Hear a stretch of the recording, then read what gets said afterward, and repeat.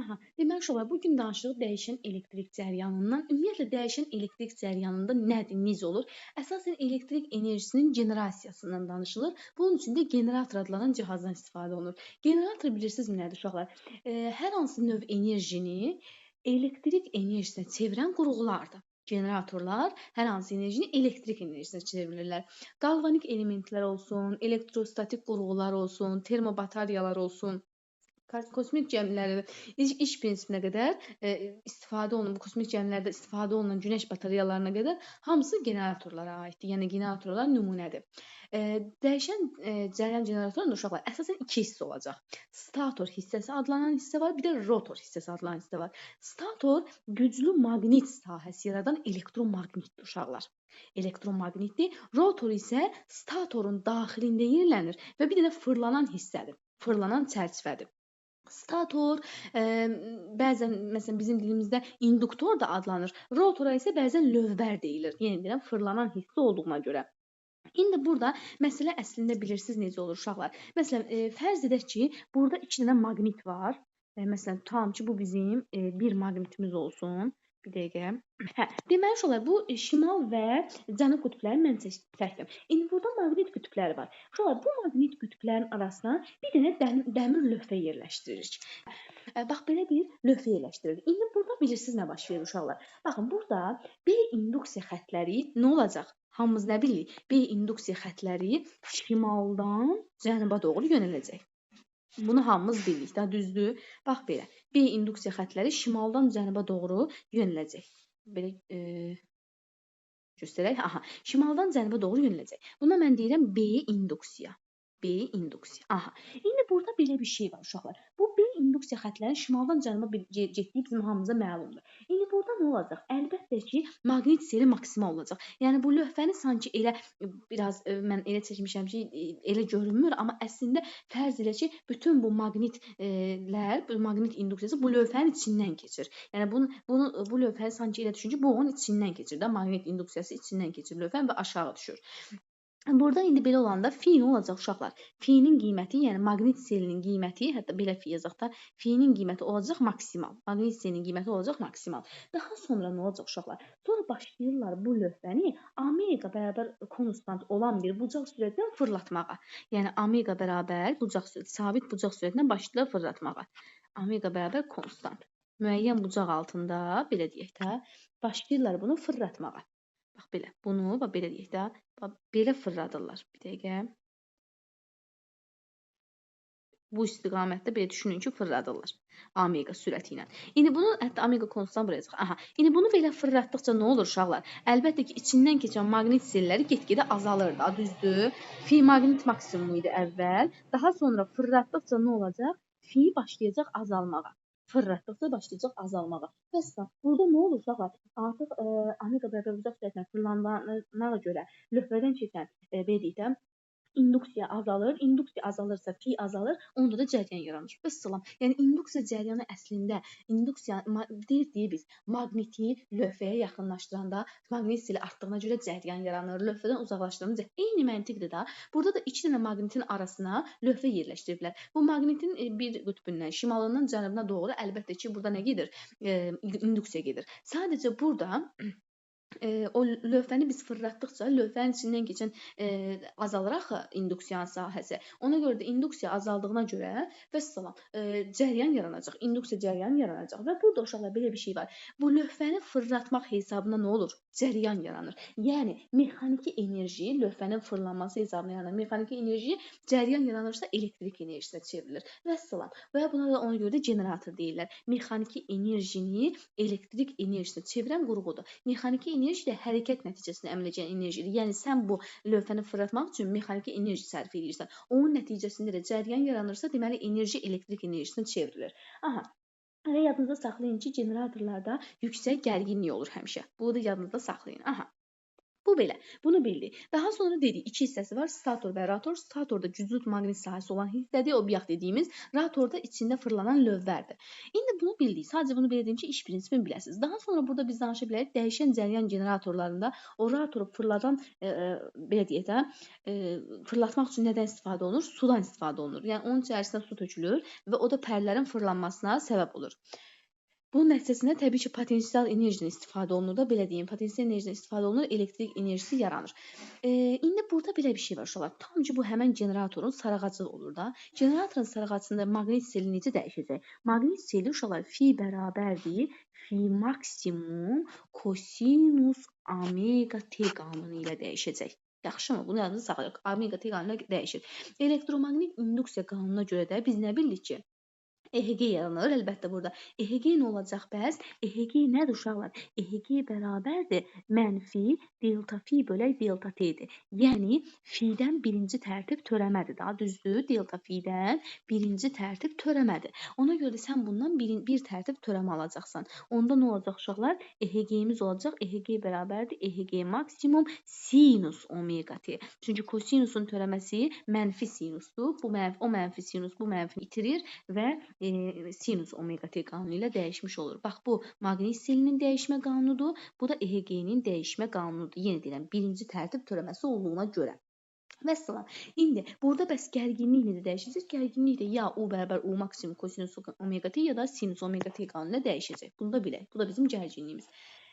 Cəryan şiddəti də yenə həmçinin I bərabərdir I maksimum sinus omega t qanunu ilə dəyişəcək. Cəryan şiddəti də gərginlik. İndi gərginliyi yazsaq U bərabərdir U maksimum sinus omega t və ya U bərabərdir U maksimum kosinus omega t qanunu ilə dəyişir. Yəni burada bir dənə fi fərqlidir da. İ'miz də yenə I bərabərdir I maksimum sinus omega t qanunu ilə dəyişəcək. Hətta omega t üstü gələk fi 0 şəklində fikirləşə bilərsiniz bunu. Aha, bu da belə alaq. Yəni bu qanunları yadımızda saxlayaq ki, bu qanunlarla dəyişə bilir. Aha. İndi burada belə bir şey var uşaqlar.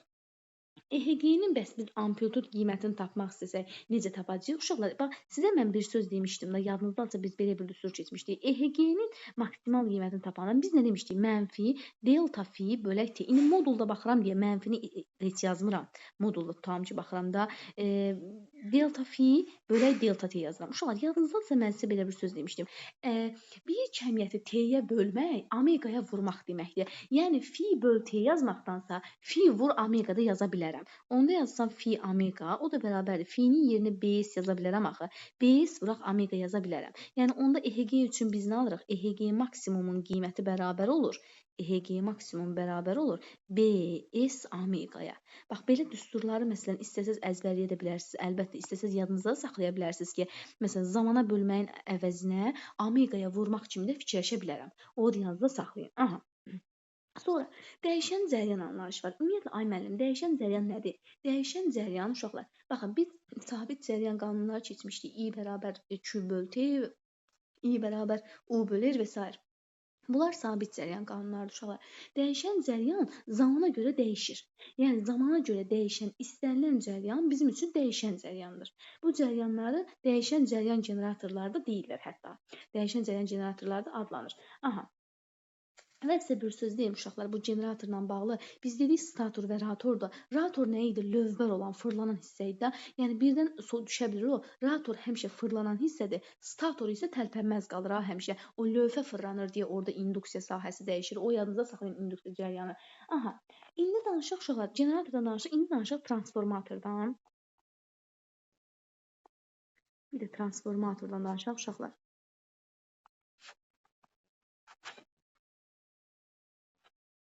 Transformator nədir uşaqlar? Güc itkisi olmadan dəyişən cəryan gərginliyini artırıb azaldan qurğudur. Burada heç bir güc itkisi olmur, amma cəryanın gərginliyini artırıb azalda bilirik.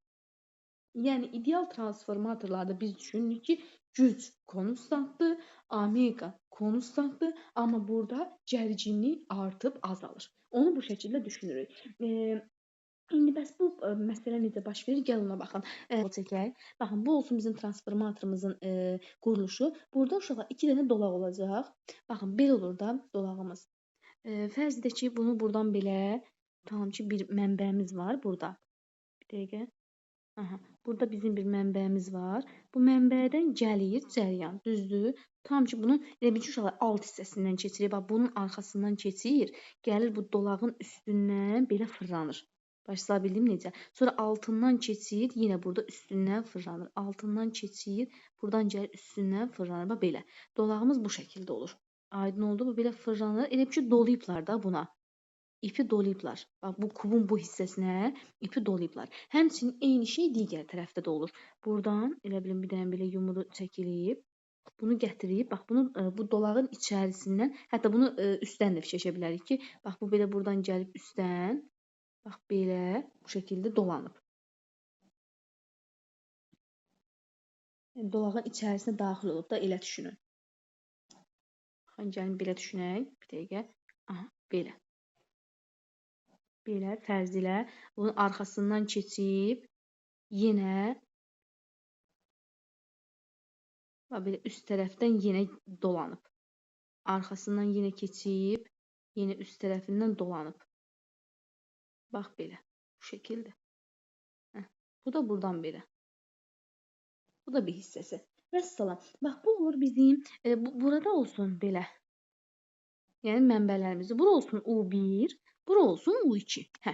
Yəni 2 dənə hissə olur həmişə. Bura olsun N1, yəni birinci dolaqların sayı, burada olsun N2, ikinci dolaqların sayı. İndi uşaqlar transformator üçün mən sizə bir dənə yaxşı bir şey deyəcəm. Yəni qısa konkret yadda saxlamaq üçün. İdeal transformator bilirsiniz nədir? Baxın yazıram bura. İdeal transformatorlara görə ideal halda güc itkisi olmur, güc bərabər konstant.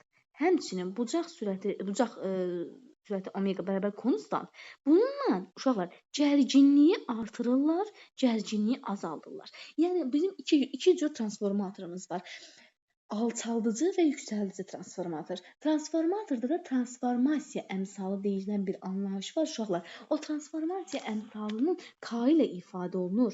Baxın, K bərabərdir.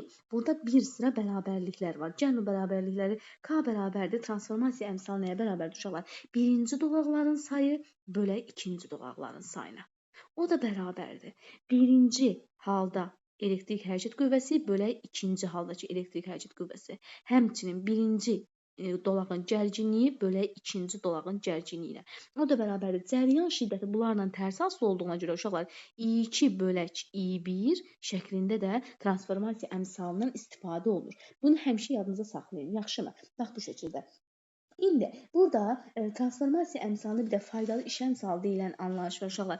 Faydalı iş əmsalı eta həmişə ikinci dolaqdakı gücün birinci dolaqdakı gücə nisbətinə bərabərdir. Gəlin onu da yazaq.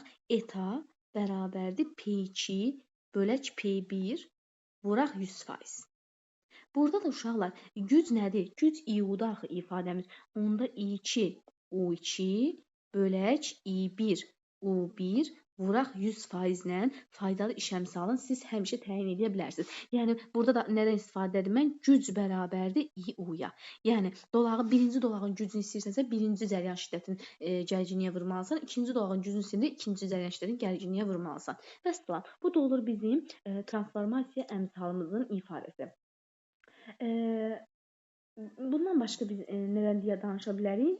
Yəni o da nəzərdən keçirdək. Ümumiyyətlə transformatorlarda enerji itkisi, yəni heç olmur deyəndə uşaqlar 2-3%-dən çox olur enerji itkisi. Transformatorlar vasitəsilə ümumiyyətlə gərginlik bir neçə dəfə yüksəldilir və cəryan şiddətində bir o qədər dəfə azaltmış oluruq. Nə qədər gərginliyi artırsaq, cəryan şiddəti bir o qədər dəfə azalacaq, o yadınızda saxlayın. Ümumiyyətlə yüksəlici transformatorlarda cəryan şiddəti azalır, tərsinədir. Çünki yüksəlici transformatorlar gərginliyi yüksəldir. Ona görə cəryan şiddəti azalır.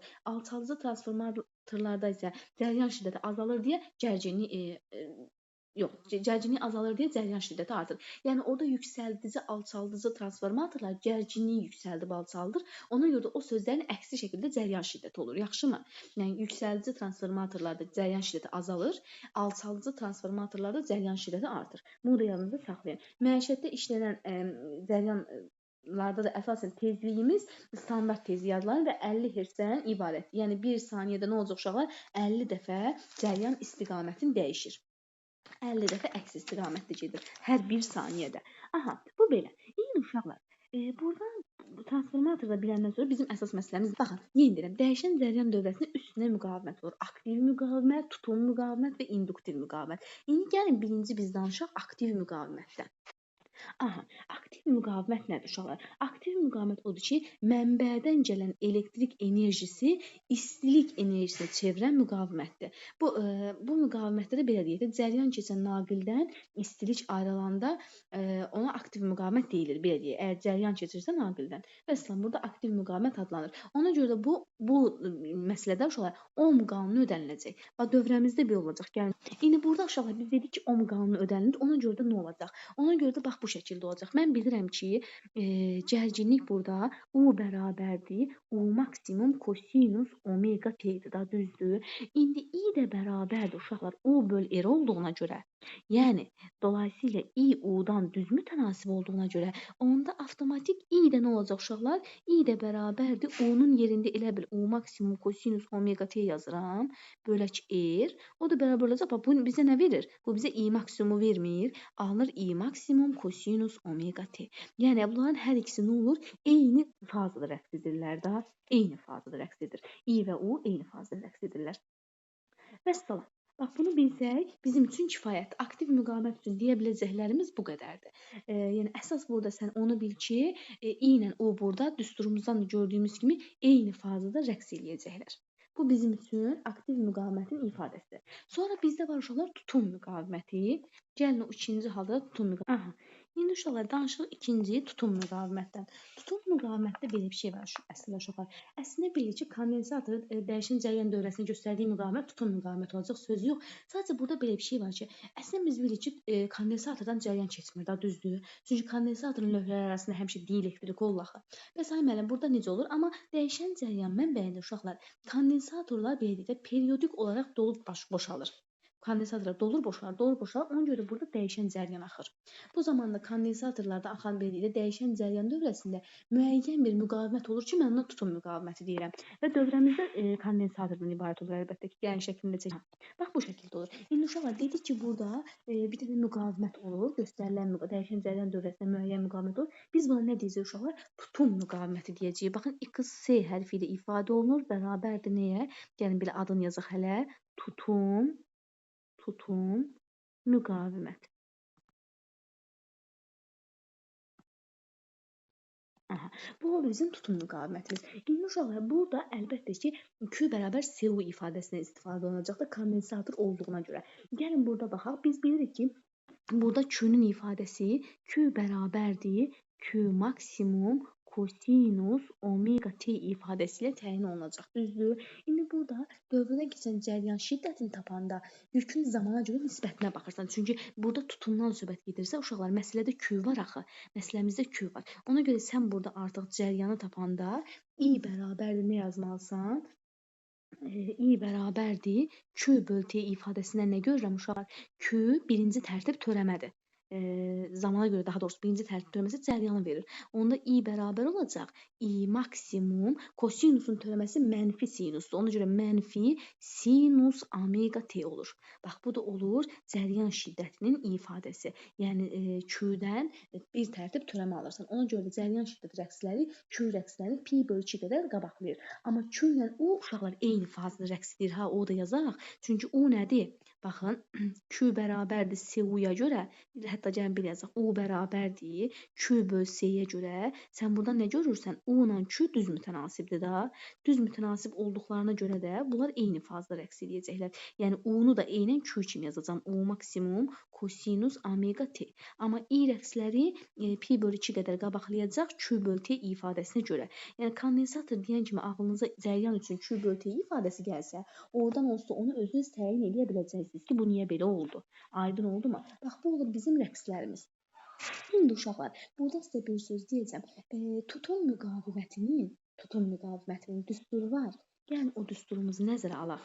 Baxın, XC tutum müqaviməti bilirsiniz nəyə bərabərdir? 1 bölək omega C-yə. Bax, bu ifadəni yadınızda saxlayın. Bu tutumun xüsusi düsturudur. Tutum müqavimətinin daha doğrusu xüsusi düsturudur. Və indi buradan biz cəryan şiddəti üçün bir düstur ala bilərik. Gəlin onu istəyirsinizsə digər tərəfdə yazım mən. Yox, tutum müqavimətinin düsturunu yazdıq da biz. Cəryan şiddəti üçün bilirsiniz necə düstur almaq olar? Gəlin birə baxaq. Baxın, cəryan şiddəti I bərabərdir. I bərabərdir Q böl T idi. Q böl T əvəzinə Q vuraq omega yaza bilərəm demişdim artıq sizə. İndi burada da Q vuraq omeganın yerinə nə yaza bilərəm? Q-nun yerinə CU yazaq. CU omega yaza bilərəm. CU vuraq omega. O da bərabərdir uşaqlar. Görün neynirəm. O da bərabərdir. Buradan nə görürsünüz? U maksimumu saxlasam, burada C vuraq omega var. Onun yerinə elə bilin ki, C vuraq omega nədir? 1 bölü x deyil. Əgər x 1 bölü omega c-dirsə, omega c də 1 bölü x-dır da. Yəni, baxın, burada yazıram u bölək x-c. Bax, belə bir düsturumuz alınır. Yəni, adicə I bərabər U bölü R ifadəsi var. Sadəcə burada R-in yerində XC yazırsınız da. Çünki buradakı müqavimətimiz XC idi axı. Vəssalam. Bax, bir də uşaqlar, əsas düsturlarımızdan biri bu oldu. Buradan alınır ki, cəryan şiddəti bərabərdir. Aktiv müqavimətdə U bölü R yazmırdıq. Burada U bölü XC yazırıq da. Çünki bu XC ilə uyğun gəlir. Vəssalam. İndi bir dənə burada əsas məsələ oldu ki, uşaqlar, XC-nin də yerinə düsturlar yazmalıyıq. Baxın, gəlin o da bir dənə qeyd eləyək. Deməli, düsturumuz oldu. I bərabərdir U bölü XC. Düzdür? Bax, bunu açmağı bacarmalısınız. U bölü XC-nin yerinə yazıram 1 bölü omega C. Düzdür? O da bərabərdir U vuraq omega C. Biyaxçı ifadəmiz. Buradan da uşaqlar nəyi bacarmalıyıq? Omeganın yerində 2 pini açmağı bacarmalıyıq. Ya da məsələn, bərabərdir U vuraq 2 pini məsələn vuraq C ya da U vuraq 2 pi bölək T vuraq C. Yəni, omeganın yerində ifadələrini yazmağı bacarmalıyıq. Bunu əlbəttə ki, biz cəryan şiddəti üçün yazdıq da. Bəs müqavimət üçün necə yazaram? XC nəyə bərabərdir uşaqlar? 1 bölü omega C deyil. O bərabərdir nəyə? 1 bölü omeganın yerində 2 pi nü C yazanda görürəm ki, XC tezliklə tərs asılı oldu. Ya da 1 bölü omeganın yerində 2 pi böl T yazanda uşaqlar, bölək T vuraq C yazanda nə olur? 1 yox da period qalxır yuxarı. T bölək 2 pi C. Yəni, görürsünüz ki, XC perioddan düz asılı oldu. Bax, bu cür bərabərlikləri bilmək lazımdır. Heç eləmədim. Sadəcə əsas bu düsturu bilin. Yəni, tutum müqavimətində əsasən tutum müqavimətimiz XC-dir. Yəni, artıq tutum müqavimətli bir naqildən kondensatorla bir cəryandan söhbət gedir. Ora R yazmayasınız müqavimətin yerində. Müqavimətin yerində XC yazacaqsınız. Düsturu da 1 bölək omega C-dir. Ohm qanununa görə də cəryan şiddəti gərginlik bölək müqavimət deyil. Kondensatordan danışanda gərginlik bölək tutum müqavimət yazacaqsınız. Yəni, R yox, XC yazacaqsınız. Vəssalam. Bax, bu da olur bizim tutum müqavimət. Uşaqlar, baxın, təsirçi qiymət nədir? Amplitud qiymət nədir? Ümumiyyətlə, məsələn, tam cəryan şiddətinin adi qiyməti, ani qiyməti onun təsirçi qiymətidir. O bərabər olacaq nəyə uşaqlar? Maksimal qiymətdən kökatda 2 dəfə az. Ya da məsələn, gərginliyin təsirçi qiyməti bərabərdir. Gərginliyin maksimal qiymətindən kökatda 2 dəfə az. Yaxşımı?